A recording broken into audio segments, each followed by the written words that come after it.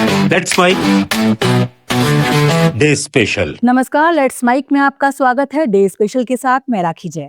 आज day special में हम बात करेंगे उस लेखक की जिनके शब्दों ने गांवों की धूल धक्कड़ को साहित्य बना दिया, जिनके पात्र आज भी हमें आईने की तरह दिखाते हैं कि समाज क्या था, क्या है और शायद क्या रहेगा। आज 31 जुलाई है और इस दिन जन्मे थे हिंदी उर्दू के महानतम कथाकार मुंशी प्रेमचंद। एक लेखक जिसने गोदान और गबन लिखे नहीं, जिए थे। एक साहित्यकार जिसने अपनी कहानियों में समाज का वो चेहरा दिखाया जिसे अक्सर पढ़ा नहीं, सिर्फ भुगता जाता था। प्रेमचंद का जन्म 31 जुलाई 1880 को वाराणसी के पास लम्ही गांव में हुआ था। उनका असली नाम धनपत राय श्रीवास्तव था, लेकिन हिंदी और उर्दू दोनों भाषाओं की दुनिया उन्हें प्रेमचंद के नाम से जानती है। पिता एक साधारण डाक कर्मचारी थे और माँ एक घरेलू स्त्री।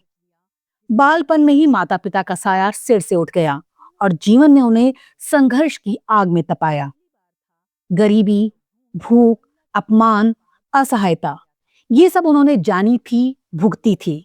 शायद इसीलिए प्रेमचंद की कलम समाज की सबसे निचली परत तक उतरती थी। उनकी कहानियों में राजा रानी नहीं, किसान, मजदूर, विधवा, दलित, स्त्रियां, बूढ़े, बच्चे वो सब आते हैं जिन्हें बाकी समाज हाशिए पर छोड़ आया था। प्रेमचंद का साहित्य सिर्फ साहित्य नहीं, एक आंदोलन था, एक चेतना जो हर पाठक को भीतर से झकझोरती थी। उनकी लेखनी में आपको क्रांति की आग भी मिलती है और करुणा की गहराई भी। उनकी कहानियों में किसान कराहते हैं लेकिन हारते नहीं।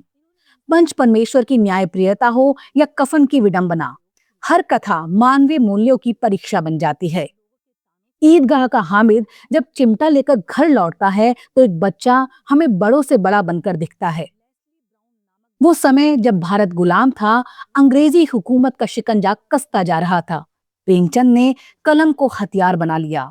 उन्होंने सोजे वतन नाम से देशभक्ति की कहानियां लिखी जिन्हें सरकार ने जब्त कर लिया, मगर प्रेमचंद रुके नहीं। उन्होंने शिक्षा को चुना, अध्यापन किया, फिर नौकरी छोड़कर पूरा जीवन लेखन को समर्पित कर दिया। उन्होंने सरस्वती, जमाना और फिर अपनी पत्रिका हंस के माध्यम से एक नए साहित्यिक विमर्श की नींव रखी। गोदान उनकी अंतिम और सबसे महत्वपूर्ण कृति मानी जाती है। एक ऐसा उपन्यास जिसमें किसान होरी की कहानी नहीं बल्कि पूरे भारत की पीड़ा समाई हुई है। गोदान केवल एक किसान की कथा नहीं बल्कि एक युग की त्रासदी है। उनके उपन्यासों में आपको दलित चेतना भी मिलेगी और स्त्री विमर्श भी, वर्ग संघर्ष भी और यथार्थ की ऐसी तस्वीरें भी जो आंखों में ठहर जाती हैं। प्रेमचंद का साहित्य कलम का सिपाही था। वो गांधीवाद के भी समर्थक थे और समाजवादी विचारधारा के भी, लेकिन उनके पात्र किसी विचारधारा में बंधे नहीं थे। वो हाड़ मास के इंसान थे जो अपने समय की पीड़ा को जी रहे थे। जब आजादी से पहले का भारत पुरुष प्रधान रूढ़ियों से जकड़ा हुआ था, प्रेमचंद ने निर्मला, सेवा सदन, प्रेमा, गबन जैसे उपन्यासों में नारी पात्रों को केंद्र में रखा। निर्मला की विवशता, सोहनिया की बेचैनी और जालपा की स्वतंत्र इच्छा, ये सब उस समय के क्रांतिकारी स्त्री चित्रण थे। प्रेमचंद ने औरत को अबला नहीं कहा, उन्होंने उसे समाज के अन्याय का शिकार और संघर्ष की प्रतीक के रूप में दिखाया। यही कारण है कि उनके साहित्य को नारी मुक्ति की आवाज माना जाता है।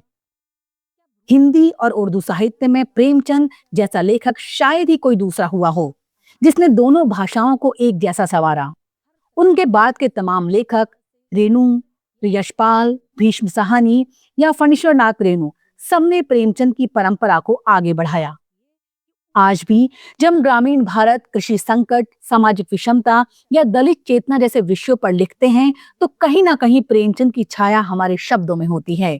उनकी भाषा सहज थी, शैली सीधी लेकिन प्रभाव गहरा और स्थायी।